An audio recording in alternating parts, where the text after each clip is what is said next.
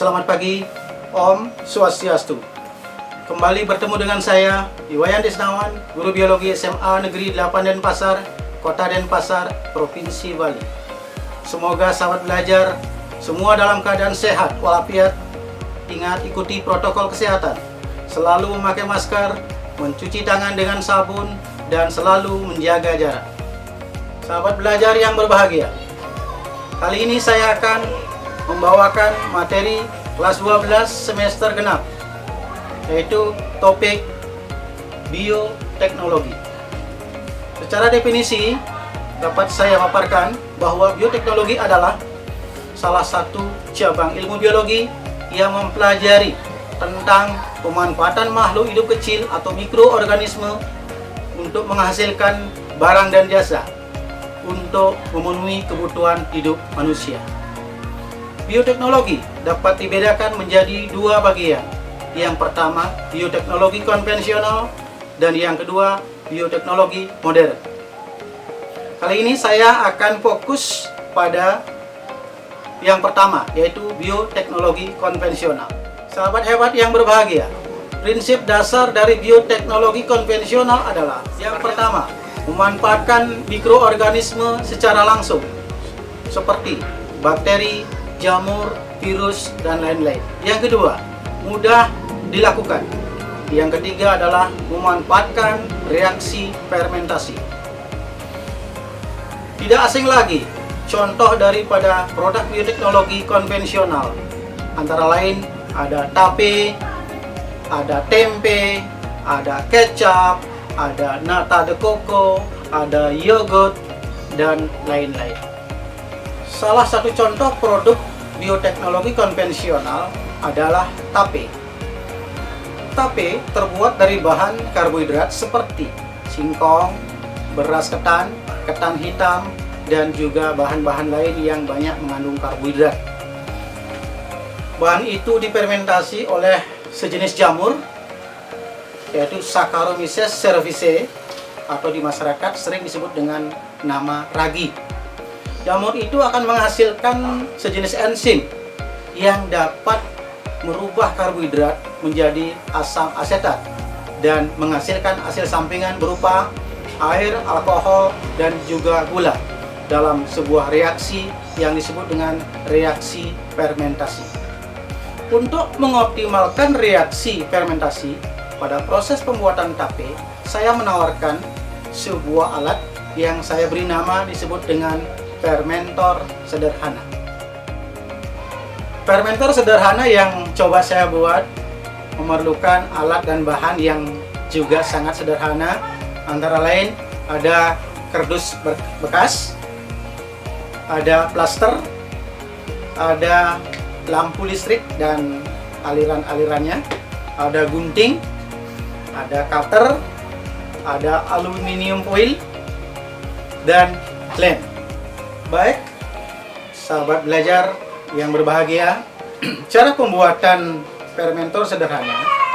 Kardus bekas dari bekas bahan apapun, yang penting dalam bentuk kotak. Ini sengaja saya bungkus sehingga tidak ada hal-hal yang tidak kita inginkan. Awalnya, bagian dinding dalamnya kita lapisi dengan aluminium foil yang tujuannya adalah untuk membuat suhu fermentasi yang konstan atau seimbang. Nah, pada kardus ini saya pasang sebuah lampu listrik. Nah, tujuan dari pemasangan lampu listrik ini adalah untuk sumber daripada panas. Sumber panas sehingga fermentasi bisa berlangsung optimal. Yang lain, di bagian dinding samping kardus bekas ini saya potong sehingga berlubang, dan pada lubang itu saya taruh termometer sederhana. boleh kita menggunakan termometer digital, boleh kita menggunakan termometer sederhana. Nah, pada lubang itu kita lapisi dengan plastik transparan sehingga lubang itu kedap udara.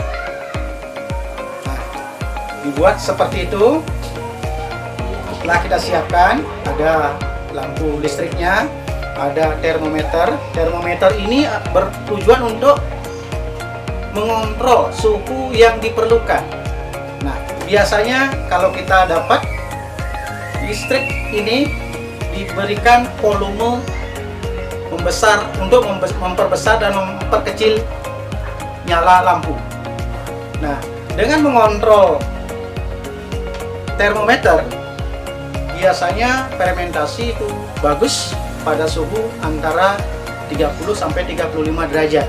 Jika suhunya rendah, maka volume lampu bisa dibesarkan. Atau kalau manual, ini lampu ini dicolok pada aliran listrik. Jika suhunya sudah melewati 35 derajat, lampunya bisa dicabut atau volumenya dikecilkan. Setelah alat berupa fermentor sederhana ini kita siapkan semuanya, di dalamnya sudah ada aluminium foil, sudah ada lampu listriknya, sudah ada indikator daripada suhu. Tapi yang kita akan fermentasikan itu bahan berupa singkong. Kebetulan saya bawa singkong yang sudah dilumuri dengan ragi. Kita tutup dan masukkan ke dalam kotak ini. Setelah itu kita tutup rapat kotak ini, kita lapisi dengan plaster, pojok-pojoknya kita lapisi dengan plaster sehingga kotak ini kedap udara. Nah, setelah itu kita aliri dengan aliran listrik. Kelihatanlah fermentor itu nyala dan kita bisa melihat suhu yang ada di dalam ruangan kotak ini. Jika suhu di kotak ini rendah atau kurang daripada 30 derajat, maka volume daripada lampu bisa kita besarkan. Atau kalau manual, kita masukkan, colok lampunya. Jika suhu yang ada di ruangan ini lebih tinggi daripada 35 derajat, volume nyala lampu bisa kita kecilkan. Atau manual, aliran listrik itu bisa kita cabut. Dan selanjutnya kita tunggu 2-3 hari, maka fermentasi akan berlangsung secara optimal.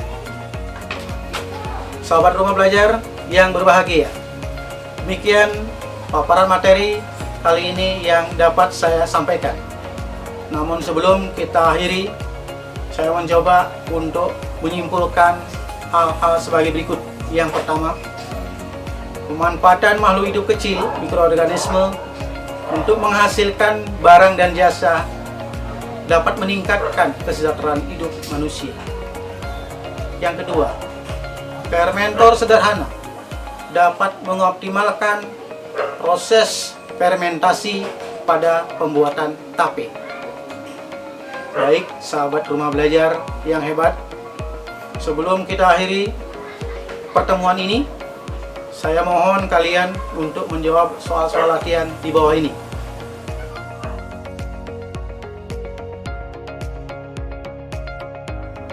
Demikian video pembelajaran yang dapat saya sampaikan. Semoga bermanfaat dan dapat menginspirasi sahabat rumah belajar dimanapun kalian berada. Ide-ide kreatif dari kalian selalu kami tunggu. Saya akhiri dengan ucapan selamat belajar, selamat pagi, dan Om Santi Santi Santi Om.